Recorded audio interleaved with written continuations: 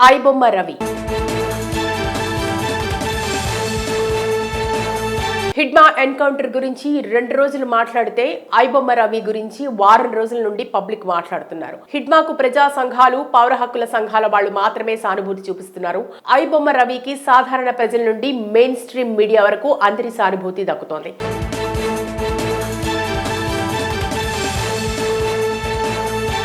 50 సంవత్సరాలుగా నక్సలైట్ అనే పదం వినపడుతూనే ఉన్న ఆపరేషన్ కగార్ గురించి మేధావి వర్గం తప్ప ఎవరూ మాట్లాడలేదు. 5 సంవత్సరాల నుండి సినిమాల పైరసీతో తన బెట్టింగ్ వ్యాపారం చేసుకుంటున్న ఐబొమ్మ రవిని గురించి ప్రజలు ఎంత సానుభూతితో మాట్లాడుతున్నారో చూస్తే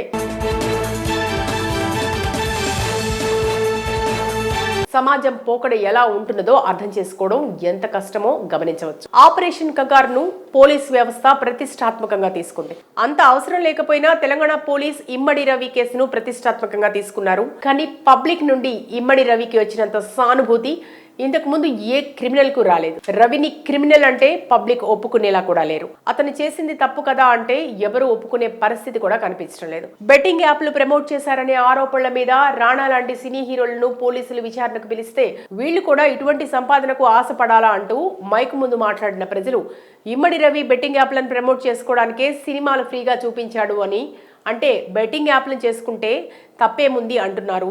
భవిష్యత్తులో పొలిటికల్ పార్టీలు నెలకు 2 సినిమాలు ఫ్రీగా చూపిస్తామని కూడా మేనిఫెస్టోలో పెట్టవలసి వస్తుందేమో చెప్పలేం. ప్రతిరోజు చిన్నదో పెద్దదో ఏదో ఒక సినిమా విడుదలవుతుంటే వచ్చిన ప్రతి సినిమాను ఫ్రీగా అందుబాటులోకి తీసుకొస్తుంటే అంతకంటే మాకేం కావాలి అంటోంది పబ్లిక్. అటువంటి వ్యాపారం చేయడానికి రవి దేశ పౌరసత్వాన్ని మార్చుకోవడం లాంటి క్రిమినల్ ఆలోచన చేశాడు అంటే అమెరికాలో ఉద్యోగం చేసుకోవడానికి వెళ్ళి అక్కడే స్థిరపడి ఆ దేశ పౌరసత్వం తీసుకుంటే లేని తప్పు ఇమ్మడి రవి కరేబియన్ దేశాల పౌరసత్వం తీసుకుంటే తప్పు ఎలా అవుతుంది అంటున్నారు. ఐబొమ్మ రవిని కలవటానికి లాయర్లు క్యూ కడుతున్నారు.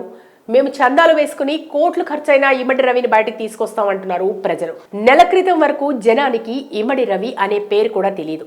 ఇప్పుడేమో ప్రజలు వీరాభిమానులు అయిపోయారు. రవిది మాస్టర్ మైండ్ అని చెప్పాలి. సజ్జనార్ ను ఛాలెంజ్ చేస్తున్నాడు.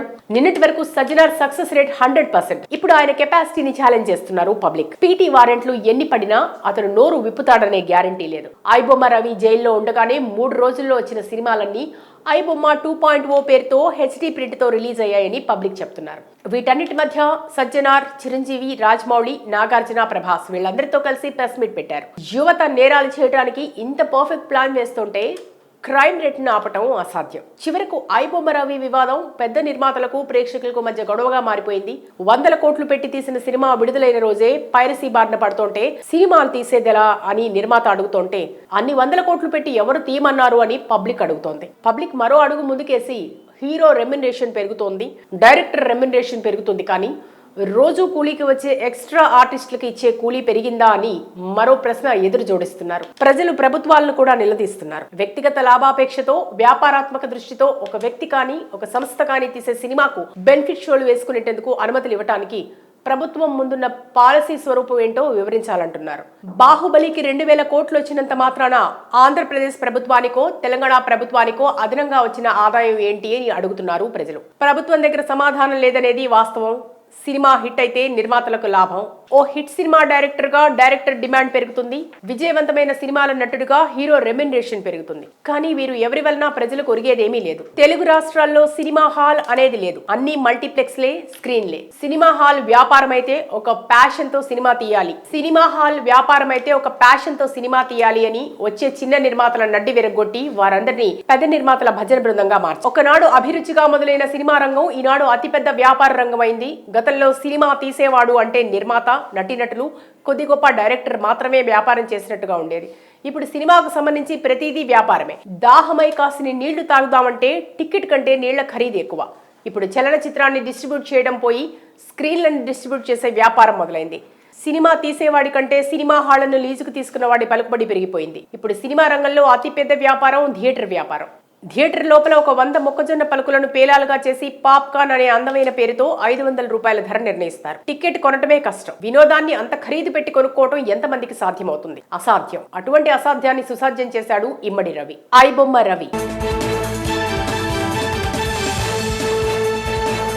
హిడ్మా ఎన్కౌంటర్ గురించి 2 రోజులు మాట్లాడితే ఐబొమ్మ రవి గురించి వారం రోజుల నుండి పబ్లిక్ మాట్లాడుతున్నారు. హిడ్మాకు ప్రజా సంఘాలు, పౌర హక్కుల సంఘాల వాళ్ళు మాత్రమే సానుభూతి చూపిస్తున్నారు. ఐబొమ్మ రవికి సాధారణ ప్రజల నుండి మెయిన్ స్ట్రీమ్ మీడియా వరకు అందరి సానుభూతి దక్కుతోంది.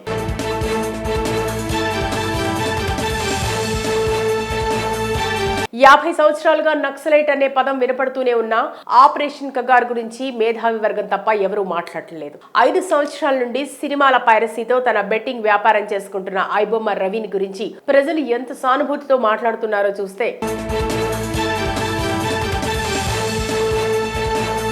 సమాజం పోకడ ఎలా ఉంటున్నదో అర్థం చేసుకోవడం ఎంత కష్టమో గమనించవచ్చు. ఆపరేషన్ కగార్ ను పోలీస్ వ్యవస్థ ప్రతిష్టాత్మకంగా తీసుకుంది. అంత అవసరం లేకపోయినా తెలంగాణ పోలీస్ ఇమ్మడి రవి కేసును ప్రతిష్టాత్మకంగా తీసుకున్నారు. కానీ పబ్లిక్ నుండి ఇమ్మడి రవికి వచ్చినంత సానుభూతి ఇంతకు ముందు ఏ క్రిమినల్ కు రాలేదు. రవిని క్రిమినల్ అంటే పబ్లిక్ ఒప్పుకునేలా కూడా లేరు. అతను చేసింది తప్పు కదా అంటే ఎవరు ఒప్పుకునే పరిస్థితి కూడా కనిపించడం లేదు. బెట్టింగ్ యాప్లు ప్రమోట్ చేశారనే ఆరోపణల మీద రాణా లాంటి సినీ హీరోలను పోలీసులు విచారణకు పిలిస్తే వీళ్లు కూడా ఇటువంటి సంపాదనకు ఆశపడాలా అంటూ మైకు ముందు మాట్లాడిన ప్రజలు ఇమ్మడి రవి బెట్టింగ్ యాప్లను ప్రమోట్ చేసుకోవడానికే సినిమాలు ఫ్రీగా చూపించాడు అని, అంటే బెట్టింగ్ యాప్లను చేసుకుంటే తప్పేముంది అంటున్నారు.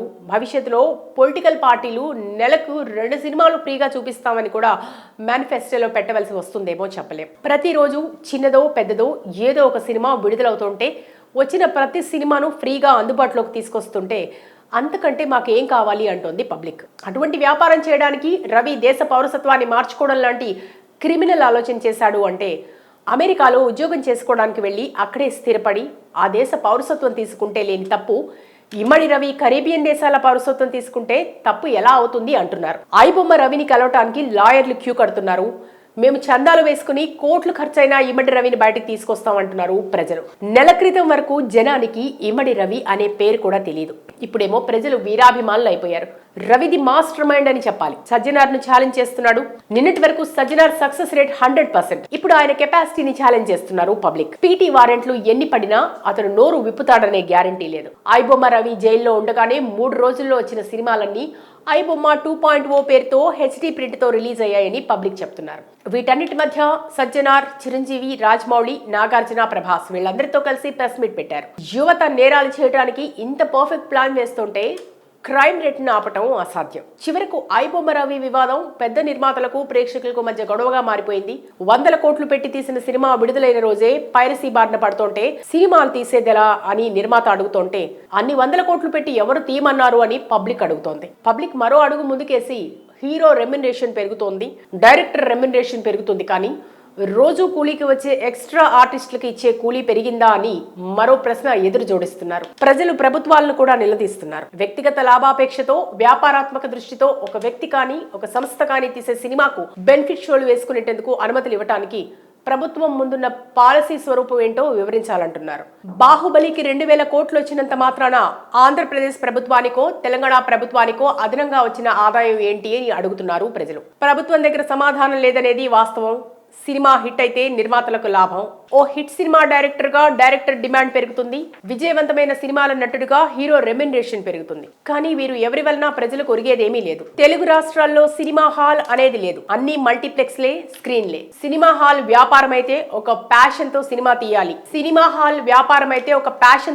తీయాలి. అని వచ్చే చిన్న నిర్మాతల నడ్డి విరగొట్టి వారందరినీ పెద్ద నిర్మాతల భజన బృందంగా మార్చి ఒకనాడు అభిరుచిగా మొదలైన సినిమా రంగం ఈనాడు అతిపెద్ద వ్యాపార రంగమైంది. గతంలో సినిమా తీసేవాడు అంటే నిర్మాత, నటీనటులు, కొద్ది గొప్ప డైరెక్టర్ మాత్రమే వ్యాపారం చేసినట్టుగా ఉండేది. ఇప్పుడు సినిమాకు సంబంధించి ప్రతిదీ వ్యాపారమే. దాహమై కాసిని నీళ్లు తాగుదామంటే టికెట్ కంటే నీళ్ల ఖరీదు ఎక్కువ. ఇప్పుడు చలనచిత్రాన్ని డిస్ట్రిబ్యూట్ చేయడం పోయి స్క్రీన్లను డిస్ట్రిబ్యూట్ చేసే వ్యాపారం మొదలైంది. సినిమా తీసేవాడి కంటే సినిమా హాళ్లను లీజుకు తీసుకున్న వాడి పలుకుబడి పెరిగిపోయింది. ఇప్పుడు సినిమా రంగంలో అతిపెద్ద వ్యాపారం థియేటర్ వ్యాపారం. థియేటర్ లోపల ఒక 100 మొక్కజొన్న పలుకులను పేలాలుగా చేసి పాప్కార్న్ అనే అందమైన పేరుతో 500 రూపాయల ధర నిర్ణయిస్తారు. టికెట్ కొనటమే కష్టం. వినోదాన్ని అంత ఖరీదు పెట్టి కొనుక్కోవటం ఎంతమందికి సాధ్యమవుతుంది? అసాధ్యం. అటువంటి అసాధ్యాన్ని సుసాధ్యం చేశాడు ఇమ్మడి రవి.